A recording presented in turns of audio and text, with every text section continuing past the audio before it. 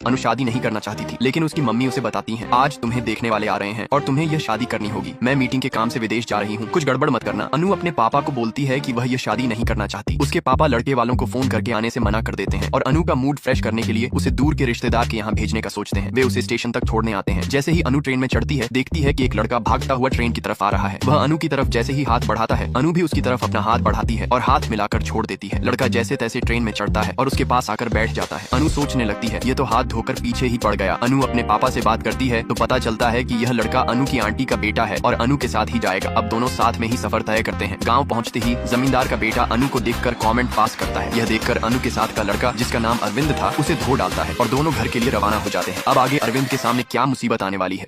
अरविंद अपनी मम्मी से बात कर रहा होता है कि अन्नू को लाकर गलती कर दी। तभी अन्नू उसकी सारी बात सुन लेती है और गुस्सा होकर अपने कमरे में चली जाती है। अरविंद उसे सॉरी बोलने कमरे में जाता है और उसे खाना खाने के लिए चलने को कहता है, लेकिन अन्नू नखरे दिखा रही होती है। इसलिए अरविंद उसे गोदी में उठाकर खाना खाने के लिए ले जाता है। अन्नू उन सबके साथ बैठकर खाना खाती है और काफी खुश हो जाती है, क्योंकि उसके घर में कोई साथ बैठकर खाना नहीं खाता था। अन्नू की मम्मी ने उसे म्यूजिक सीखने, डांस सीखने और एक्टिंग सीखने भी भेजा, पर अन्नू उन सब में कुछ खास नहीं कर पाई। इसीलिए उसकी मम्मी उससे नाराज रहती थी। लेकिन यहाँ पर अन्नू से सब हंसकर और खुश होकर बात करते थे। धीरे धीरे अन्नू का यहाँ मन लगने लग गया था। उसी रात अन्नू अरविंद को बुलाती है और कहती है कि तुम यहीं पर रहो, यहाँ एक चूहा है। दूसरी तरफ एक आदमी भी अन्नू के कमरे में जाने की कोशिश कर रहा है। अब आगे क्या होगा जानने के लिए लाइक करे। अब अमीर लड़की अनु अरविंद के घर पर आती है, सबको प्रणाम करती है और वहीं रुकती है। अगले दिन जब अनु नहाने के लिए जाती है तो देखती है कि बाथरूम में छत ही नहीं है। पहले तो वह हैरान हो जाती है, फिर सोचती है अगर शावर होता तो इससे अच्छा बाथरूम कोई नहीं होता। तभी अचानक बारिश शुरू हो जाती है और अनु खुशी से उछल पड़ती है, वाह नेचुरल शावर। नहाने के बाद अनु आनंद को बुलाती है और एक टीवी मांगती है। अरविंद चौंक जाता है। फिर अनु कहती है अगर एसी होता तो और अच्छा होता। इस पर अरविंद चुपचाप जाता है और खिड़की खोल देता है। ठंडी हवा अंदर आती है, लेकिन अनु संतुष्ट नहीं होती। फिर वह कहती है अगर कम करना हो तो अरविंद रस्सी और डंडे की मदद से ऐसा जुगाड़ तैयार करता है जिससे उसकी एसी की डिमांड खत्म हो जाती है। अब अरविंद अनु को लेकर टीवी के शोरूम जाता है। वहाँ पहुँचते ही अनु सबसे महंगे टीवी की ओर उंगली करती है। अरविंद चुपचाप महंगा टीवी खरीद लेता है। अब आगे इस शहरी लड़की के चक्कर में अरविंद क्या क्या करेगा, जानने के लिए जुड़े रहें। साइको किलर्स की कहानी में रुचि रखने वाला अरुण अपनी लिखी हुई कहानियों को कई डायरेक्टर्स को सुनाता है, पर किसी भी डायरेक्टर को उनमें कोई रुचि नहीं होती। इसी कारण अरुण के जीजा उसे अपने घर ले आते हैं और उसे कोई नौकरी करने के लिए समझाते हैं। अरुण उनकी बात सुनता है, पुलिस भर्ती परीक्षा देता है और अपने जीजा के साथ पुलिस में भर्ती हो जाता है। एक बार उसके जीजा की बेटी के एग्जाम में कम मार्क्स आते हैं, जिसके कारण वह अपने मामा अरुण से रिजल्ट पर साइन करा लेती है और पीटीएम में अपने मामा को पापा बनाकर स्कूल ले जाती है। वहाँ उसकी टीचर को भी यकीन नहीं होता कि अरुण लड़की का पिता है। अरुण उसे यकीन दिलाने के लिए कहता है, मेरी कम उम्र में शादी हो गई थी और इसकी मम्मी अब इस दुनिया में नहीं है, इसलिए मुझे इसके साथ आना पड़ा। यह सुनकर टीचर भावुक हो जाती है। तभी अचानक पीछे से लड़की के असली मम्मी पापा स्कूल में आ जाते हैं और टीचर के पास अपनी बेटी को खड़ा देखकर पूछते हैं, क्या हुआ मैम? तब मैम बताती हैं कि इसके पापा ने इसे मारा है और इसकी माँ अब इस दुनिया में नहीं है। यह सुनकर दोनों चौंक जाते हैं और फिर अरुण और लड़की की अच्छे से क्लास लेते हैं। लाना हमेशा किसी न किसी मुसीबत में फंस ही जाती है। खाना बनाने में उसका कोई जवाब नहीं, लेकिन उसकी जल्दबाजी की आदत हर बार मुश्किल खड़ी कर देती है। इस बार लाना से गलती से होटल की किचन में आग लग जाती है। तभी एक रहस्यमय आदमी जो होटल खरीदने आया होता है उसकी मदद करता है। आग बुझ तो जाती है, लेकिन मैनेजर गुस्से में आकर लाना को नौकरी से निकाल देता है। बाद में जॉन, वही आदमी जो होटल खरीदने आया था, होटल की डिशेस छकता है, लेकिन उसे कुछ खास नहीं लगता। तभी लाना की बनाई हुई एक डिश उसे परोसी जाती है और वही उसका दिल जीत लेती है। अब जॉन होटल में कुछ दिन रुकने का फैसला करता है, लेकिन सवाल ये है मैनेजर अब उसे क्या खिलाएगा जब लाना को ही निकाल दिया गया है। इधर लाना अपनी दोस्त के एक्स से बदला लेने के लिए उसकी कार में शरारत करती है, पर गलती से वो कार जॉन की निकलती है। आगे क्या होगा जानने के लिए कमेंट करें। Next part. आए दिन स्कूल की लड़कियों का रहस्यमय तरीके से गायब होना और उनके घरों में अजीबोगरीब गुड़िया का मिलना पुलिस के लिए एक बड़ी पहेली बन चुका था। हर नई लापता लड़की के साथ मामला और उलझता जा रहा था। अरुण, जो इस केस को गहराई से समझने की कोशिश कर रहा था, आखिरकार कुछ अजीब नोटिस करता है। वह थाने जाकर अपनी सीनियर मैडम को बताता है, मैडम, लड़कियों के शरीर पर और उन गुड़ियों पर एक जैसी चोटों के निशान है। ये कोई आम अपराध नहीं बल्कि किसी साइको का काम है। शुरुआत में मैडम को अरुण की बातों पर यकीन नहीं होता, लेकिन थोड़ी देर सोचने के बाद वह उसकी बताई हुई जगह पर छानबीन करने जाती है। वहाँ जो मिलता है वह सबको झकझोर कर रख देता है, एक और लड़की की लाश। अब मामला पहले से कहीं ज्यादा संगीन हो चुका था। जब पोस्टमार्टम की रिपोर्ट आती है तो डॉक्टर की आंखें नम हो जाती है। अब पुलिस के पास कोई और चारा नहीं, उन्हें इस साइको को पकड़ने के लिए अपनी पूरी ताकत झोंकनी होगी। इसी बीच दूसरी तरफ एक स्कूल का टीचर लड़कियों से बेहद बेरहमी से पेश आता है। क्या उसका इस रहस्य से कोई संबंध है या फिर असली गुनहगार कोई और है?